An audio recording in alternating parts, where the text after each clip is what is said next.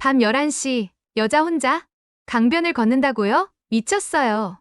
뉴욕타임즈 15년차 기자가 서울에 도착하자마자 내뱉은 말입니다. 그런데 단 하루 만에 그녀는 자신이 쓴 모든 기사를 지우고 싶어 했다는데요. 한강에서 목격한 광경 때문에 그녀는 결국 눈물까지 흘렸습니다. 도대체 무엇을 본 걸까요? 전 세계 500만 명이 읽고 뉴욕에 서울 프로젝트까지 만들어낸 그 충격적인 7일간의 기록. 1초 만에 누를 수 있는 좋아요와 구독으로 이 놀라운 이야기를 더 많은 분들과 나눌 수 있게 해주세요. 처음 서울 땅을 밟았을 때 저는 무엇보다 두려웠습니다. 낯선 도시, 낯선 언어, 그리고 제가 알던 세상과는 완전히 다른 곳. 하지만 그날 밤 한강에서 본 풍경은 제 인생을 바꿔놓았죠. 여러분도 우리가 당연하게 여기는 일상이 얼마나 특별한지 깨닫게 되실 거예요. 지금 시작합니다. 제 이름은 엠마 로즈예요. 뉴욕타임즈에서 15년간 기자로 일했고 세계 각국의 도시를 취재하며 살아왔습니다.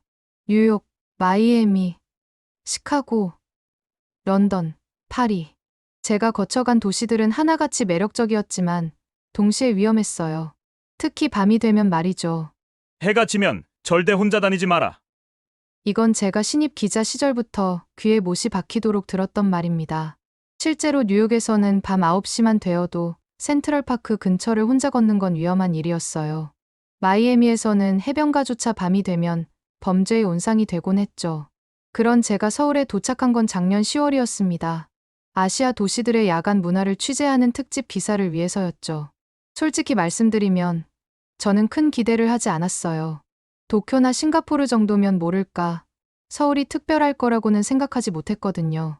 인천공항에서 나와 서울로 향하는 버스를 탔을 때가 저녁 8시쯤이었습니다. 창밖으로 보이는 한강의 야경이 아름답긴 했지만 저는 호텔에 도착하면 바로 문을 잠그고 내일 아침까지 나가지 않을 생각이었어요. 그게 제가 아는 대도시에서의 생존법이었으니까요. 하지만 호텔에 체크인을 하고 방에 들어가자마자 저는 이상한 충동을 느꼈습니다. 창밖으로 보이는 한강변에 사람들이 너무 많았거든요. 저녁 9시가 넘은 시간인데도 말이에요. 저 사람들은 왜 저렇게 늦은 시간에 밖에 있는 거지? 호기심이 생겼습니다. 기자의 본능이라고 할까요? 저는 카메라와 수첩을 들고 호텔을 나섰어요. 물론 호신용 스프레이도 가방에 넣었죠. 뉴욕에서의 습관이었습니다. 호텔에서 한강까지는 걸어서 5분 거리였어요. 계단을 내려가 강변에 도착했을 때 저는 믿을 수 없는 광경을 목격했습니다. 젊은 여성 한 명이 이어폰을 끼고 혼자 조깅을 하고 있었어요. 그것도 아주 여유롭게, 마치 대낮인 것처럼 말이죠. 조금 더 걸어가니 벤치에 앉아 책을 읽는 여대생으로 보이는 사람도 있었습니다. 가로등 불빛 아래서 혼자 책을 읽고 있는 거예요. 이게 가능한 일인가? 저는 속으로 외쳤습니다. 뉴욕이었다면, 마이애미였다면, 심지어 런던이었어도 상상할 수 없는 일이었거든요. 더 놀라운 건 그 다음이었어요. 잔디밭에는 가족 단위로 나온 사람들이 돗자리를 펴고 앉아 있었습니다. 아이들은 뛰어놀고 어른들은 담소를 나누고 있었죠. 치킨과 맥주를 즐기는 직장인들도 보였고 기타를 치며 노래하는 대학생들도 있었어요. 저는 그 순간 깨달았습니다. 이 도시는 뭔가 다르다는 것을요. 제가 알던 상식, 제가 믿어왔던 도시의 법칙이 여기서는 통하지 않는다는 것을 말이죠. 그날 밤 한강에서의 경험은 제게 큰 충격이었습니다. 호텔로 돌아와서도 잠이 오지 않았어요. 침대에 누워 천장을 바라보며 생각했죠. 내가 본 게 진짜일까? 혹시 운이 좋았던 건 아닐까? 다음 날 아침, 저는 일부러 출근 시간대에 맞춰 거리로 나갔습니다. 도시의 진짜 모습은 러시아워에 드러난다고 믿었거든요. 사람들이 가장 예민하고 가장 이기적이 되는 시간. 뉴욕에서는 이 시간대에 지하철을 타는 것 자체가 전쟁이었어요. 실례합니다. 여기가 시청 가는 버스 정류장 맞나요? 제가 더듬거리는 한국어로 물었을 때 정류장에 서 있던 한 아주머니가 환하게 웃으며 대답해 주셨어요. 네, 맞아요. 외국분이세요? 시청 어디로 가시는데요? 그 아주머니는 제가 가려는 곳까지 자세히 설명해 주셨고 심지어 몇 번 버스를 타야 하는지까지 알려주셨습니다. 뉴욕이었다면 쳐다보지도 않았을 텐데 말이죠. 버스를 기다리는 동안 저는 놀라운 광경을 목격했어요. 사람들이 자연스럽게 한 줄로 서 있었습니다. 누가 시킨 것도 아닌데 먼저 온 순서대로 질서정연하게 서 있었어요. 그때였습니다. 80대로 보이는 할아버지 한 분이 무거운 카트를 끌고 정류장으로 오고 계셨어요. 카트에는 폐지가 가득 실려 있었고 할아버지는 힘겹게 걸음을 옮기고 계셨죠. 순간 줄 앞쪽에 서 있던 20대 청년이 뛰어갔습니다. 그리고는 아무 말 없이 카트를 함께 끌어주기 시작했어요. 거의 동시에 30대로 보이는 여성도 다가가 할아버지의 팔을 부축했고요. 고맙습니다. 젊은이들. 할아버지가 고마워하시자 청년은 쑥스럽게 웃으며 말했어요. 아니에요. 저희 할아버지 생각나서요. 버스가 도착했을 때 더 놀라운 일이 벌어졌습니다. 먼저 줄을 선 사람들이 할아버지에게 먼저 타시라고 자리를 양보한 거예요. 그것도 너무나 자연스럽게, 마치 당연한 일인 것처럼요. 버스 안에서도 마찬가지였습니다. 할아버지가 타시자마자 3명의 젊은이가 동시에 일어나 자리를 양보했어요. 할아버지는 감사하다며 한자리에 앉으셨고 다른 2명은 다시 앉았죠. 아무도 불평하지 않았고 아무도 눈살을 찌푸리지 않았습니다. 저는 그 광경을 보며 가슴이 뭉클해졌어요. 뉴욕 지하철에서는 노약 좌석이 있어도 젊은이들이 모른 척하는 경우가 많았거든요. 런던에서도 파리에서도 비슷했고요. 하지만 여기서는 달랐습니다. 규칙이나 법이 아니라 마음에서 우러나오는 배려가 있었어요. 버스가 출발하고 얼마 지나지 않아 한 정류장에서 유모차를 끌고 탄 젊은 엄마가 있었습니다. 아기는 울고 있었고 엄마는 당황한 표정이었어요. 유모차가 버스 통로를 막아 사람들이 지나가기 어려웠죠. 뉴욕이었다면 분명 누군가 짜증 섞인 한숨을 내쉬었을 겁니다. 하지만 서울의 버스 안에서는 정반대의 일이 일어났어요. 옆에 앉아있던 할머니가 아기를 달래기 시작했고 한 회사원으로 보이는 남성이 유모차를 안전한 곳으로 옮겨주었습니다. 그리고 중학생으로 보이는 학생이 자신의 자리를 양보하며 엄마에게 앉으라고 권했어요. 애기 엄마 힘드시죠? 여기 앉으세요. 그 순간 저는 깨달았습니다. 이건 단순한 친절이 아니라는 것을요. 이건 하나의 문화였습니다. 서로를 돌보는 것이 당연한 그런 문화 말이에요. 버스에서 내려 시청 광장을 걸으며 저는 계속해서 비슷한 장면들을 목격했습니다. 횡단보도에서 신호를 기다리는 시각장애인을 자연스럽게 도와주는 학생들. 길을 묻는 외국인 관광객에게 직접 그곳까지 안내해주는 직장인들. 무거운 짐을 든 임산부를 도와주는 아주머니들. 모든 것이 너무나 자연스러웠어요. 특별한 이벤트도 아니고 누가 보고 있어서도 아니었습니다. 그냥 일상이었어요. 서울 사람들에게는 너무나 당연한 일상이었던 거죠. 저는 수첩에 이렇게 적었습니다. 이 도시의 안전은 CCTV나 경찰 때문이 아니다. 서로를 지켜주는 시민들이 있기 때문이다. 그날 저녁, 저는 다시 한강으로 향했습니다. 이번에는 두려움이 아니라 기대감을 안고요. 과연 어제 본 것이 우연이 아니었는지 확인하고 싶었거든요. 2번째 밤, 저는 완전히 다른 마음가짐으로 한강변에 나섰습니다. 호신용 스프레이는 호텔방에 두고 나왔어요. 대신 카메라와 수첩, 그리고 열린 마음을 가지고 나왔죠. 저녁 9시, 여의도 한강공원은 낮보다 더 활기찬 것 같았습니다. 퇴근 후 운동하러 나온 직장인들, 데이트를 즐기는 연인들, 가족 나들이를 나온 사람들로 가득했어요. 하지만 제 눈길을 가장 끈 건 혼자 나온 사람들이었습니다. 벤치에 앉아 강을 바라보며 맥주를 마시는 중년 남성, 이어폰을 끼고 조깅하는 여성들, 돗자리를 펴고 혼자 도시락을 먹는 직장인들. 뉴욕의 센트럴파크에서는 상상도 할 수 없는 풍경이었어요.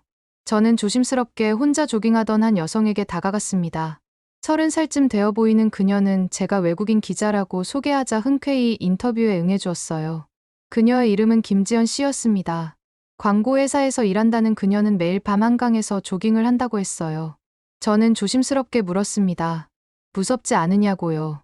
지연 씨는 잠시 의아한 표정을 지었다가 이내 이해했다는 듯 고개를 끄덕였습니다. 그리고는 주변을 가리키며 말했어요. 보세요. 여기 얼마나 많은 사람들이 있는지. 우리는 모두 서로의 안전망이에요. 그 말이 제게는 큰 울림으로 다가왔습니다. 서로의 안전망이라니. 경찰이나 CCTV가 아니라 시민들 스스로가 서로를 지켜주는 안전망이 되어준다는 의미였죠. 실제로 한강변을 걸으며 관찰해보니 지연 씨의 말이 맞았습니다. 혼자 있는 사람 주변에는 항상 다른 시민들이 있었고 모두가 은연중에 서로를 의식하고 있었어요. 누군가 위험에 처하면 즉시 도와줄 준비가 되어 있는 것처럼 보였습니다. 그때 실제로 그런 일이 일어났어요. 자전거를 타던 한 아이가 균형을 잃고 넘어졌습니다. 순식간에 4~5명의 어른들이 달려갔어요. 한 명은 아이를 일으켜 세우고, 다른 한 명은 자전거를 세워주고, 또 다른 사람은 아이의 상처를 확인했습니다. 부모가 도착하기도 전에 아이는 이미 안전했어요. 저는 그 광경을 보며 뭔가 뜨거운 것이 가슴속에서 올라오는 걸 느꼈습니다. 이건 단순한 친절이 아니었어요. 이건 공동체 의식이었습니다. 모두가 한 마을 사람인 것처럼 서로를 가족처럼 대하는 모습이었죠. 한강다리 아래 그늘진 곳에는 노숙자로 보이는 분들도 있었습니다. 뉴욕이라면 사람들이 피해가거나 경계했을 텐데 여기서는 달랐어요. 산책하던 한 할머니가 빵과 우유를 건네주는 모습을 봤고, 조깅하던 청년이 담배를 나눠주며 잠시 이야기를 나누는 것도 봤습니다. 밤 10시가 넘어서도 공원은 여전히 활기찬 모습이었어요.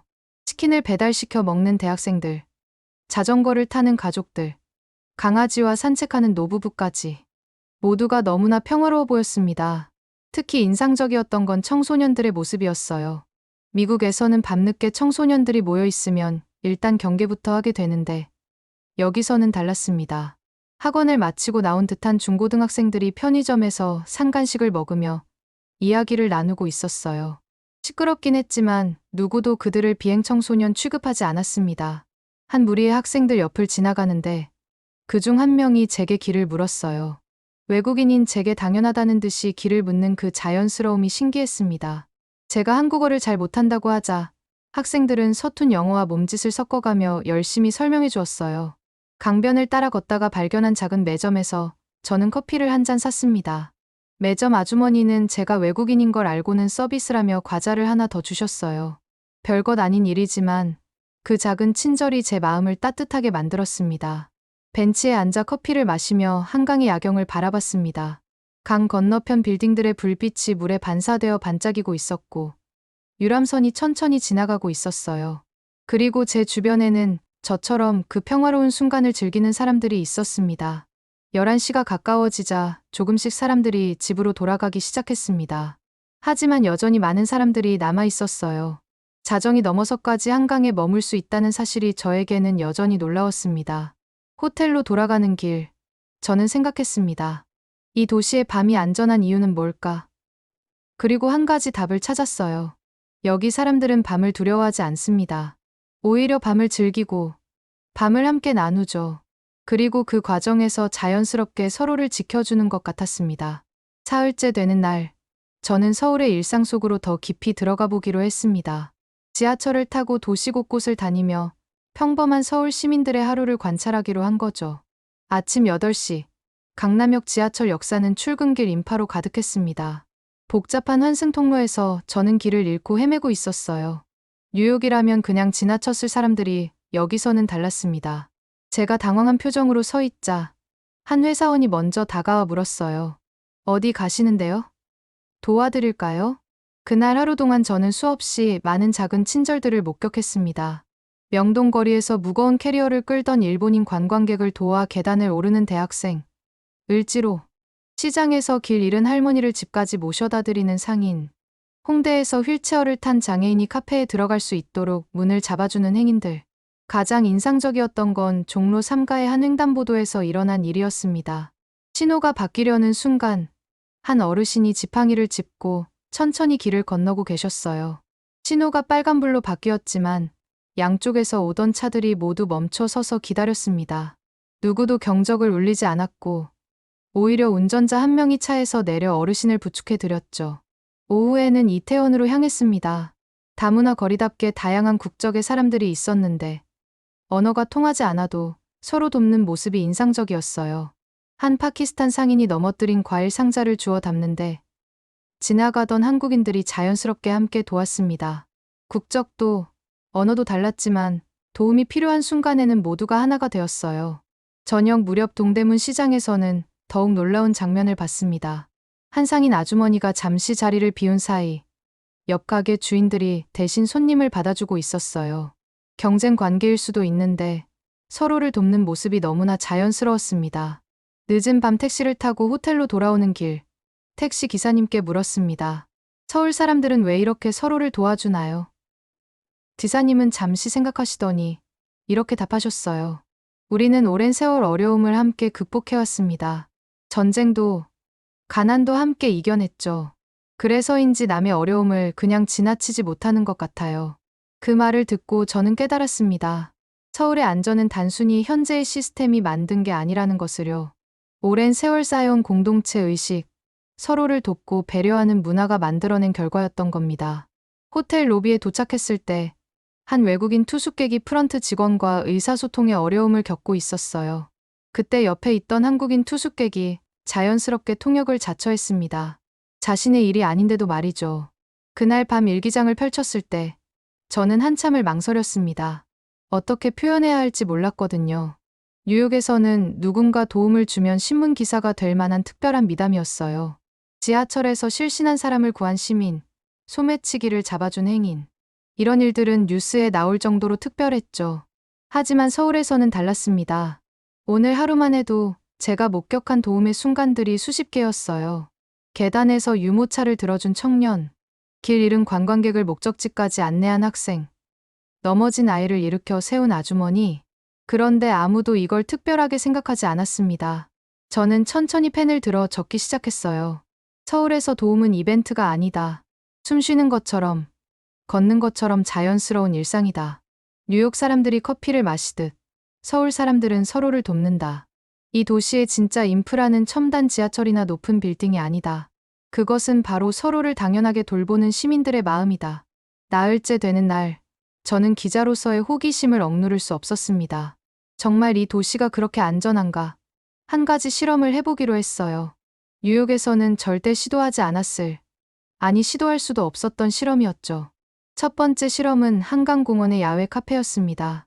점심시간이 막 지난 오후 2시, 테라스 자리에 앉아 아이스 아메리카노를 주문했어요. 그리고 테이블 위에 맥북과 7만 원 정도의 현금, 그리고 새로 산 카메라를 올려놓았습니다. 화장실을 다녀온다는 핑계로 15분간 자리를 비웠죠. 뉴욕이라면, 아니 제가 아는 그 어떤 도시라면 돌아왔을 때 텅 빈 테이블을 마주했을 겁니다. 심지어 테이블조차 사라졌을 수도 있어요. 그런데 서울은 달랐습니다. 돌아왔을 때 모든 물건은 그대로였어요. 더 놀라운 건 옆 테이블의 아주머니가 제게 말을 건넨 것이었습니다.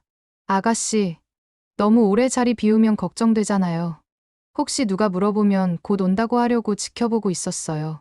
전혀 모르는 사람의 물건을 부탁도 하지 않았는데 지켜봐 주신 거예요. 저는 감동해서 말문이 막혔습니다. 감사하다고 인사를 드리자 아주머니는 웃으며 말씀하셨어요.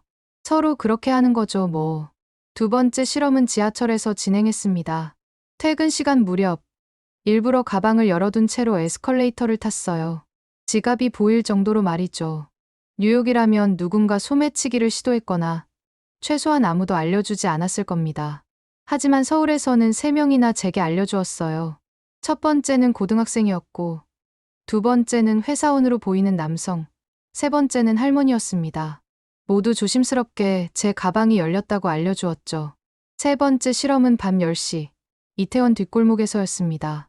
일부러 지도를 들고 길을 잃은 척했어요. 어두운 골목, 외국인 여성 혼자. 뉴욕이라면 위험한 상황이었을 겁니다. 5분도 안 되어 한 커플이 다가왔어요. 괜찮으세요? 어디 찾으세요? 제가 찾는 호텔 이름을 말하자 그들은 직접 그곳까지 안내해주겠다고 했습니다. 걸어가면서 남자분이 말했어요. 이 시간에 혼자 다니기 불안하실 텐데 저희가 모셔다 드릴게요. 네 번째 실험은 편의점에서였습니다. 새벽 1시, 편의점에서 물건을 사면서 일부러 10,000원을 카운터에 두고 나왔어요. 10m쯤 걸어가는데 뒤에서 알바생이 뛰어왔습니다. 손님, 돈 놓고 가셨어요. 다섯 번째는 택시에서였습니다. 새벽 2시, 클럽이 많은 강남에서 택시를 탔어요. 기사님께 호텔 주소를 보여드리고는 일부러 졸린 척 눈을 감았습니다. 뉴욕이라면 분명 돌아가거나 미터기를 조작했을 텐데. 서울 택시 기사님은 정확한 길로, 정확한 요금으로 호텔까지 데려다 주셨어요. 도착했을 때 기사님이 조심스럽게 깨워주시며 말씀하셨습니다. 아가씨, 늦은 시간에 혼자 다니시니까 조심하세요. 한국이 안전하긴 해도 조심하는 게 좋아요. 마지막 실험은 가장 대담한 것이었습니다. 주말 오후, 여의도 한강공원 잔디밭에 작은 텐트를 치고 낮잠을 자는 척했어요. 텐트 밖에는 신발과 가방을 두고요. 2시간 후 일어났을 때 모든 게 그대로였습니다. 옆에서 배드민턴을 치던 가족의 아버지가 제게 물었어요. 혼자 오셨어요? 불안하면 저희 옆에 오세요. 가족이 많으니까 더 안심되실 거예요. 그날 밤, 저는 확신을 갖고 기사를 쓰기 시작했습니다. 서울의 안전은 시스템이 아니라 사람이 만든다. CCTV 수만 개보다 더 강력한 것은 서로를 지켜보는 시민들의 눈이다. 경찰 10,000명보다 더 든든한 것은 언제든 도와줄 준비가 된 이웃들이다. 이 도시에서는 모든 시민이 서로의 보호자였습니다. 그리고 그것은 의무가 아니라 자연스러운 일상이었어요. 닷새째 되는 날, 금요일 밤이었습니다. 저는 이번엔 자정까지 한강에 머물러 보기로 했어요. 주말을 앞둔 금요일 밤, 과연 한강은 어떤 모습일까 궁금했거든요. 밤 9시, 반포 한강공원은 축제 같은 분위기였습니다. 무지개 분수를 보러 온 관광객들, 치맥을 즐기는 직장인들, 자전거를 타는 동호회 사람들로 가득했어요. 하지만 시끄럽지 않았습니다. 모두가 적당한 선을 지키며 각자의 시간을 즐기고 있었죠. 10시가 넘어가자 가족 단위 사람들이 조금씩 집으로 돌아가기 시작했습니다. 한 아이가 떼를 쓰며 더 놀고 싶다고 했지만 부모님이 달래며 데려가는 모습이 정겹게 느껴졌어요. 그런데 그들이 떠난 자리에는 쓰레기 하나 없었습니다. 깨끗하게 정리하고 간 거죠. 11시, 이제 주로 젊은 사람들이 남아 있었습니다. 기타를 치며 노래하는 대학생들이 있었는데 흥미로운 장면을 목격했어요. 노래 소리가 조금 커지자 근처에 있던 다른 시민이 조용히 다가가 말했습니다. 그러자 대학생들은 바로 볼륨을 줄였어요. 다툼이나 언쟁 없이 서로를 배려하는 모습이었죠. 자정이 가까워질 무렵 저는 놀라운 광경을 봤습니다. 벤치에서 책을 읽던 한 여성이 있었는데 그녀 주변으로 조깅하는 사람들이 계속 지나가고 있었어요. 의도적인 건 아니었겠지만 마치 그녀를 보호하는 것처럼 일정한 간격으로 사람들이 지나갔습니다. 호기심에 그 여성에게 다가가 말을 걸었어요. 30대 중반의 회사원이었는데 일주일에 2-3번은 이렇게 밤늦게 나와 책을 읽는다고 했습니다. 무섭지 않냐고 묻자 그녀는 미소를 지으며 답했어요. 여기 보세요. 저기 러닝하는 아저씨들, 산책하는 커플들, 자전거 타는 동호회 사람들. 모두가 서로를 은연중에 지켜보고 있어요. 우리는 서로를 모르지만 같은 공간을 공유하는 순간 하나의 공동체가 되는 거죠. 실제로 관찰해보니 그녀의 말이 맞았습니다. 새벽 1시가 되어도 한강에는 꾸준히 사람들이 있었고 모두가 자연스럽게 서로의 존재를 의식하고 있었어요. 혼자 있는 사람 근처에는 항상 다른 사람들이 보이는 거리에 있었고 너무 외진 곳에는 아무도 가지 않았습니다. 그때 작은 소동이 일어났어요. 한 청년이 자전거를 타다가 넘어진 거였죠. 새벽임에도 불구하고 주변에 있던 서너 명이 즉시 달려갔습니다. 다친 곳은 없는지 확인하고 자전거는 괜찮은지 살펴봐 주었어요.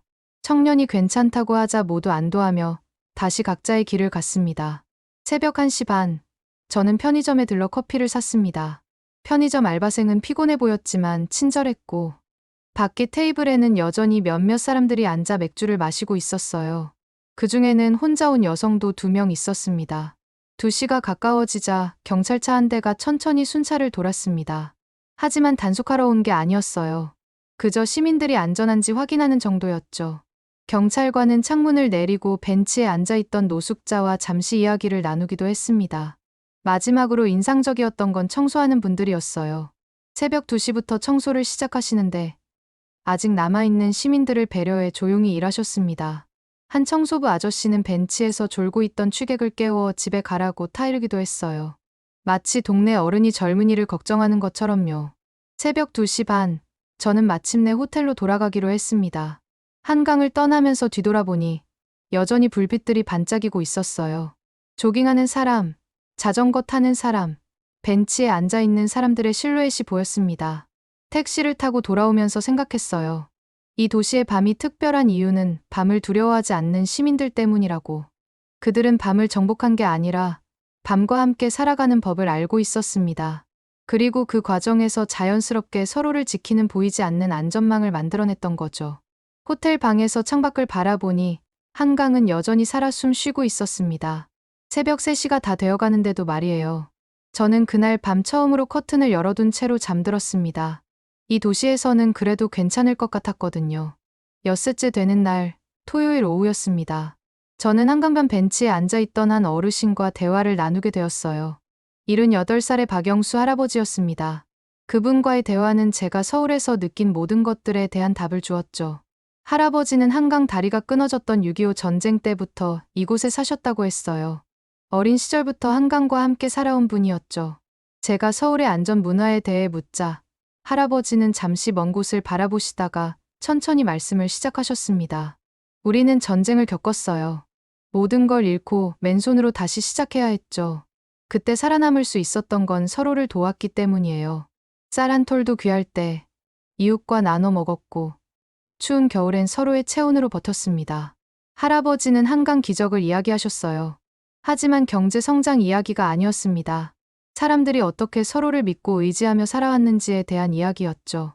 70년대에는 새마을운동이 있었어요. 마을 사람들이 함께 길을 닦고 함께 집을 지었죠. 품앗이라고 아시나요?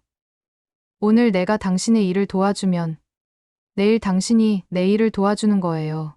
돈이 오가는 게 아니라 마음이 오가는 거였죠. 80년대 민주화 운동 시절 이야기도 하셨습니다.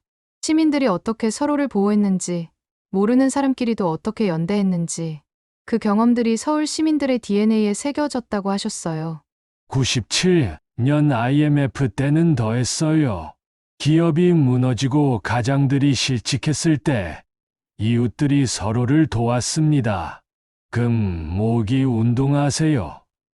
나라를 구하자고 시민들이 자발적으로 금을 내놓았어요. 그게 바로 우리예요. 할아버지의 이야기를 들으며 저는 깨달았습니다.